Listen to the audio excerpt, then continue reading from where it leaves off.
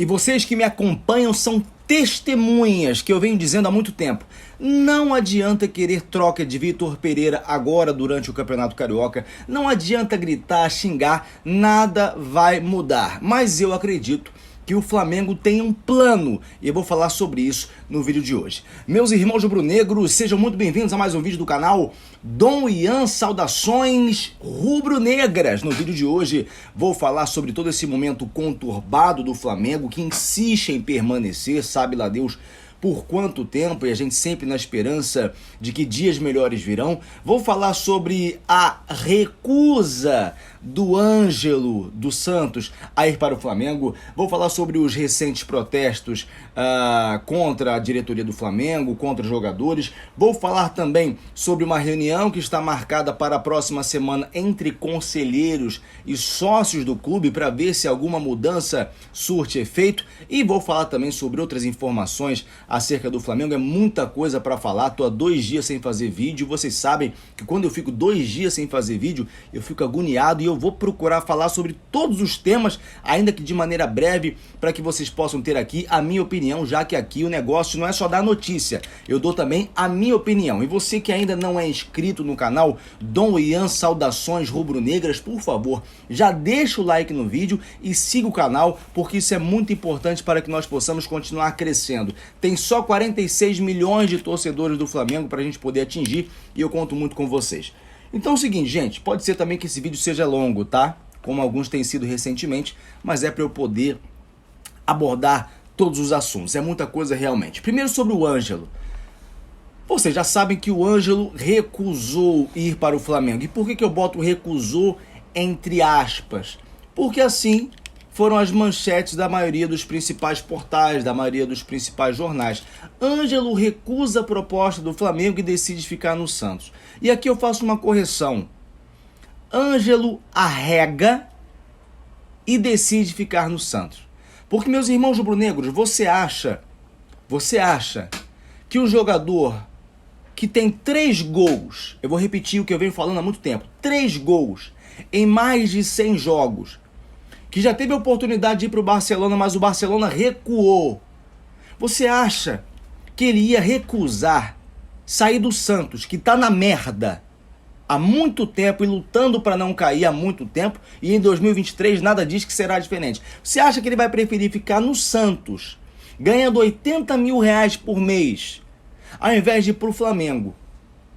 Maior torcida do país, maior visibilidade, muito mais mídia do que o Santos, para ganhar 500 mil reais, salário aí altíssimo em comparação ao que ele ganha hoje, e com um contrato de 4, 5 anos? Você acha mesmo? Agora, há que se considerar o momento do Flamengo. O momento não é bom. E um cara que sofre a pressão no Santos, e lá em Santos não consegue aguentá-la, você acha que ele vai querer chegar no Flamengo num momento de turbulência como esse? Ele que já não vem bem. Ele que já não vem bem há muito tempo.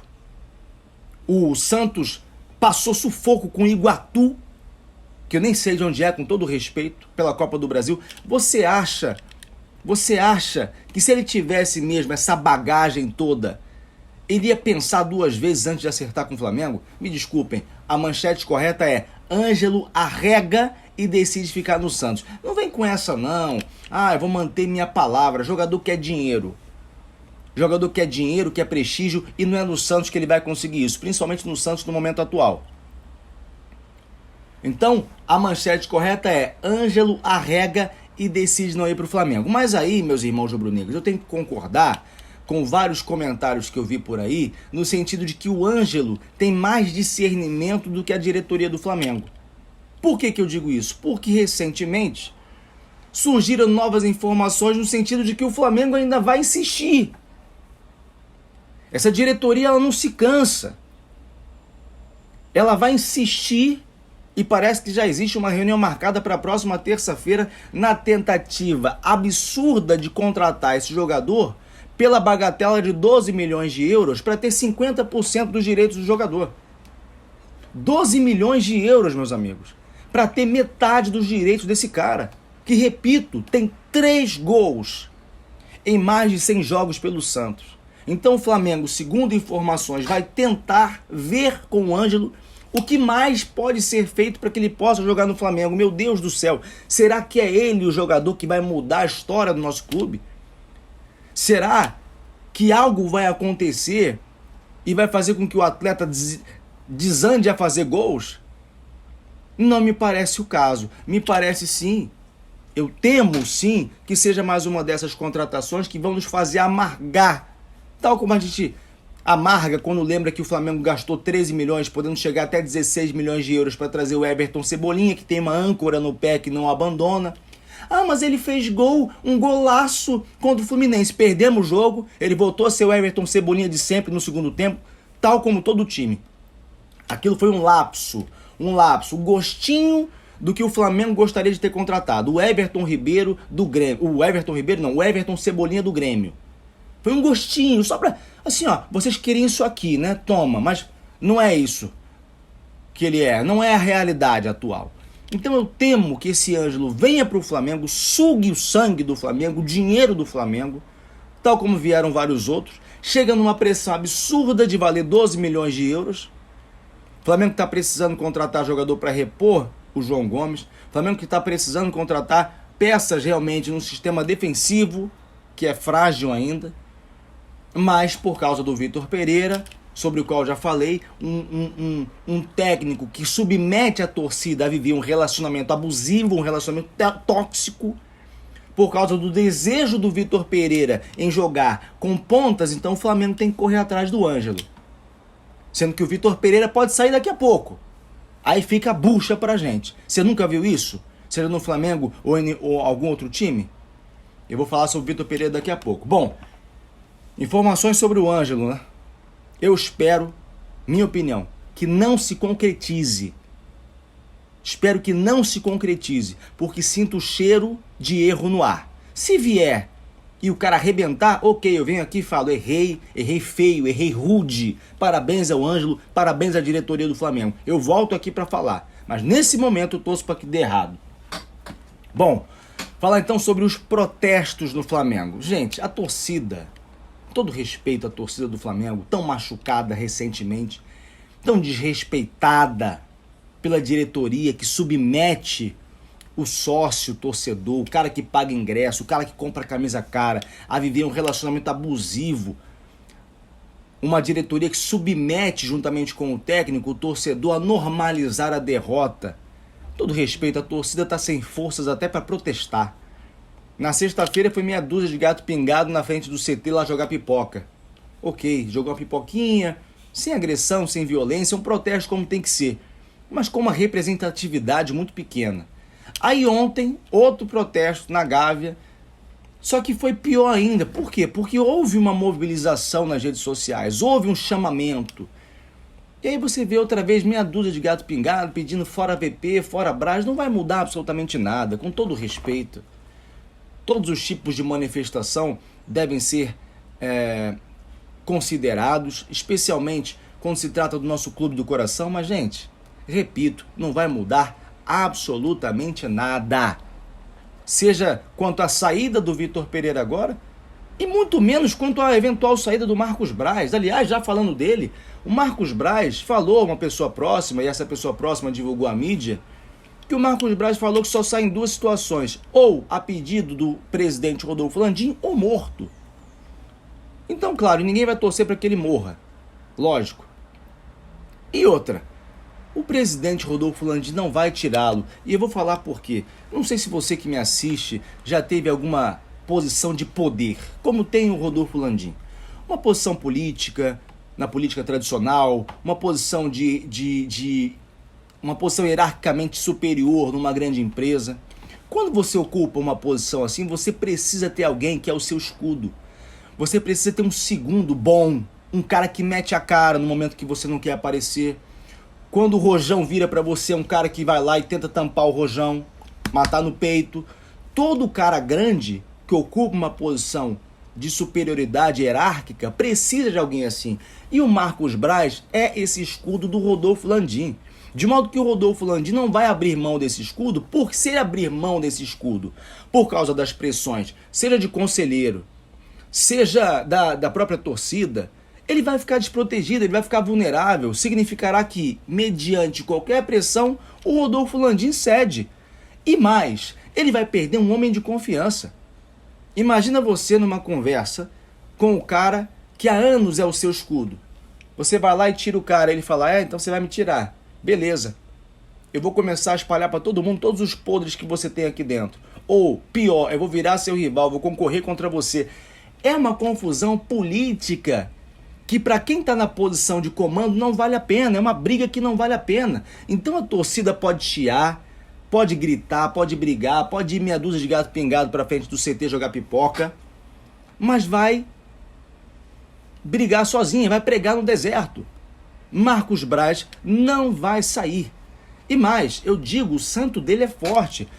Quantas vezes o Marcos Braz já esteve na Berlinda? E, meu irmão, ele não é um cara azarado. Ao contrário do Vitor Pereira, já vou falar mais sobre ele. Calma aí. Se você não deu like no vídeo, já deixa o like, porque esse vídeo aqui é mais longo, que eu vou tentar falar sobre tudo. Valoriza o conteúdo aqui que está sendo produzido nesse domingo pela manhã. Por favor, meu irmão rubro-negro, minha irmã rubro-negra. O santo do Marcos Braz é forte e ele não é azarado. Porque vamos lembrar do ano passado, já falei sobre isso. Ele vem mal, mesma pressão que está sofrendo agora, sofreu no início do ano passado, na era Paulo Souza, ao final do ano, ovacionado, títulos. Marcos Braz é vencedor, tal como a gestão do Rodolfo Landim também. Então, ele não sai, protesto na frente do CT não sai, e vou dizer mais, tem uma reunião marcada para a próxima semana, terça-feira, entre conselheiros e sócios do Flamengo. E existe uma ideia de colocar em pauta alguns pontos que precisam ser alterados. Eu até concordo com alguns deles. Quais sejam? Divisão de tarefas entre Marcos Braz, vice-presidente de futebol do clube, e os treinadores. Critérios para definição de folgas e planos de trabalho do elenco. Ainda soa muito mal o fato dos jogadores terem tirado 47 dias, 40 e poucos dias de férias de 2022 para 2023, tendo várias competições importantes logo no começo do ano. Esclarecimento sobre critérios de compra e venda de jogadores através do mesmo empresário. Isso é uma coisa que eu não sabia, e a maioria das pessoas também não. E no entendimento de sócios e conselheiros, esse fator poderia estar sendo determinante para o mau desempenho. E o motivo da ausência de diretor técnico, supervisor de campo e psicólogo na composição da equipe. A questão do psicólogo é dita há muito tempo e ficou em alta principalmente no período pós-erro grosseiro do Andrés Pereira na final da Libertadores de 2021. Então, houve essa convocação para a próxima semana, na próxima terça-feira às 18 horas, na sede da Gávea. Vai mudar alguma coisa? Também acho que não. Pode ser em razão da representatividade, já que haverá ali conselheiros e sócios, pode ser, a depender da quantidade, também é verdade, e de que figuras estejam nessa reunião entre conselheiros e sócios, pode ser que o barulho seja maior, mas impacto instantâneo não acontecerá. Vamos continuar com Vitor Pereira. Eu ia falar Paulo Souza porque se parecem em muitos aspectos. E eu esperava não mais viver uma situação assim, né? Em tão pouco tempo. E teremos que conviver também com essa diretoria, pelo menos da forma como está. O Vitor Pereira, ele fica, e eu já venho falando isso há algum tempo também, ele fica até o final do Campeonato Carioca. Isso é uma informação, Dom Ian? Não. Mas é uma perspectiva pessoal que eu tenho, consubstanciada a outros elementos externos e internos do Flamengo. Dentro do Flamengo já está muito claro que existe uma clareza de que o trabalho não é bom. E quando a diretoria emite comunicados no sentido de que fará uma avaliação do trabalho ao final do Campeonato Carioca, faz um pronunciamento dessa maneira como forma de dizer, olha, nós sabemos o que está acontecendo, nós vamos fazer uma avaliação. Se tivesse tudo ok, não tinha avaliação nenhuma. Contrato é até final do ano, só segue o baile. Mas a diretoria já entendeu que o Vitor Pereira não é o cara adequado. Então, uma forma educada de dizer que provavelmente ele irá embora faremos uma reavaliação ou uma avaliação ao final do Campeonato Carioca. E aqui, meus irmãos rubro-negros, isso independe de resultado. Porque ainda que o Flamengo venha ganhar do Vasco, o Vasco tem a vantagem do empate nos dois confrontos. Primeiro confronto agora segunda-feira, 9h10, no Maracanã, 25 mil ingressos vendidos. Ainda que o Flamengo passe pelo Vasco, ainda que passe por Fluminense ou Volta Redonda na final, tomara que seja o Fluminense, torço para que seja o Fluminense, o trabalho terá sido desastroso nesse primeiro momento. Mas por que o Flamengo não vai enviar ou mandar o Vitor Pereira para qualquer outro lugar nesse momento? Porque o Flamengo está entre dois técnicos, um deles muito conhecido, da torcida do Flamengo e querido, e outro muito conhecido a nível mundial. Estou falando do Jorge Jesus, o Mister, e o Jorge Sampaoli.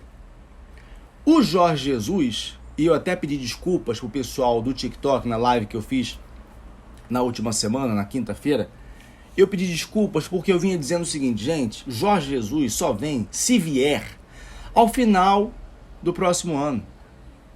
Ele falou, é verdade, que não vai ficar no Fenerbahçe, mas ele tem contrato até o final do ano. E era uma informação errada. O contrato do Jorge Jesus vai até junho desse ano. Só que o campeonato turco termina em maio. Isso significa dizer que já em maio, considerando que ele não vai ficar na Turquia, porque não se adaptou ao frio, porque está com dificuldade de adaptação realmente, significa dizer que em maio ele já poderia assinar um outro contrato. Cumpriria até o final de junho e depois ia para outro clube. E o outro clube, esse outro clube, poderia ser outra vez o Flamengo. Ah, vocês são viúvas do Jorge Jesus, como o PVC falou, o PVC, Paulo Vinícius Coelho, o Flamengo não pode ficar refém do Jorge Jesus para sempre. Poxa, mas foi o único cara que conseguiu apresentar o melhor futebol de um clube brasileiro nas últimas décadas. Como é que a gente não vai ficar refém? Ou como é que nós não vamos morrer de amores por esse cara? Os únicos que não gostam são realmente aqueles que não querem o bem do Flamengo. São aqueles que fazem parte da mídia paulista e de outras mídias também, que não querem ver um time hegemônico aqui no país. Então você tem esse tipo de comentário, para tentar fazer com que os próprios torcedores do Flamengo se voltem contra essa ideia de que o Flamengo tá ali de joelhos pro Jorge Jesus. Não tem nada de joelhos. O que existe é um interesse de um clube que vem muito mal com um clube, com um técnico que está sem time, ou que está prestes a se desfazer do time atual e que já tem uma história no Flamengo. Simples assim. Simples. Então, uma das alternativas seria Jorge Jesus, e por isso valeria a pena manter Vitor Pereira até mais ou menos ali meados de abril ou até maio. Nós estamos em março agora. Isso considerando a hipótese do Jorge Jesus. Mas a gente precisa entender que essa diretoria é orgulhosa, você já sabe disso, é orgulhosa, já colocou seus próprios interesses à frente dos interesses do Flamengo uma vez, quando nós estávamos aqui penando com o Paulo Souza e o Jorge Jesus saindo do Benfica e aguardando um convite. O cara chegou a vir pro Brasil, ou alguém acreditou que ele queria ir mesmo pro Carnaval? O cara veio pro Brasil, falou frases que acabaram repercutindo, quase que pedindo para ir pro Flamengo. E essa diretoria falou que não, porque ficou magoadinha pela forma como o Jorge Jesus saiu do Flamengo. Ficou magoadinha. Então beleza, ficamos com Paulo Souza. Se não fosse os cachorros aqui. Se não fosse o Dorival Júnior a salvar o nosso ano de maneira até inacreditável naquele momento, nós teríamos perdido tudo. Então não duvido que essa diretoria possa colocar seus interesses em primeiro lugar uma vez, o que não é justo e o que não deve ser feito. Mas considerando essa intempérie entre essa diretoria e o Jorge Jesus, há que se considerar o nome do Jorge Sampaoli. Por quê? Porque é um preferido do Vitor Landim. É um cara que tem o carinho do Rodolfo Landim, conhece o futebol brasileiro, já esteve aqui no Santos, no Atlético Mineiro. Embora tenha feito um péssimo trabalho na seleção argentina, é um cara que em clubes costuma ir bem, mas tem um problema, é muito instável. É um cara que fica um ano no clube, vai bem, e no ano seguinte pega as coisas e vai embora. É um cara que, se você não contratar quem ele pede, ele pega o chapéu dele e vai embora. E nós precisamos de um técnico bom e normal ao mesmo tempo. Porque de problemas a gente está cheio. O Flamengo precisa sim ter uma sequência. Tem que dar sequência ao técnico, tem que dar sequência, mas tem que dar sequência a um técnico bom. Não um técnico ruim como o Vitor Pereira. Então as razões pelas quais talvez o Vitor Pereira não saia agora sejam as expectativas em relação a esses dois técnicos. E o Vitor Pereira, meus irmãos rubro-negros, é um cara azarado. É um cara que tecnicamente é ruim e é azarado. E eu vou falar por quê. Eu estava buscando informações e aí encontrei essa informação a respeito de um período que o Vitor Pereira passou na Alemanha. Eu não sabia que ele tinha treinado o time da Alemanha, inclusive, mas isso já aconteceu. Vitor Pereira, matéria da UOL, Vitor Pereira fracassou com um projeto milionário e sepultou time tradicional da Alemanha. Eu não sabia disso, meus irmãos rubro-negros. E eu estou falando de um time tradicional da Alemanha, você conhece, 1860 Munique, que é inclusive rival do Bayern de Munique, é da mesma cidade, embora não haja comparação entre as equipes. O 1860 Munique foi campeão alemão, inclusive, em 1965-66, e houve um período em que acabou caindo para a segunda divisão da Bundesliga. Naquele momento, um time tradicional na segunda divisão, a diretoria falou o seguinte: olha, vamos investir e vamos levar esse time de volta para a primeira divisão. Então eles investiram 10 milhões de euros, que para quem está na segunda divisão, mesmo na Europa, é uma quantia considerável. 10 milhões de euros, 55 milhões de reais. Iniciaram a temporada daquele ano e o time acabou não indo muito bem. E ficou ali na metade da temporada na 14ª colocação.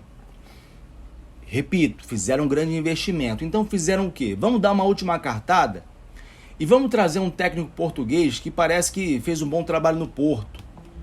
E aí levaram quem? Vitor Pereira, atual técnico do Flamengo. Quando o Vitor Pereira chega, o 1860 Munique está na 14ª colocação. E aí, o que acontece?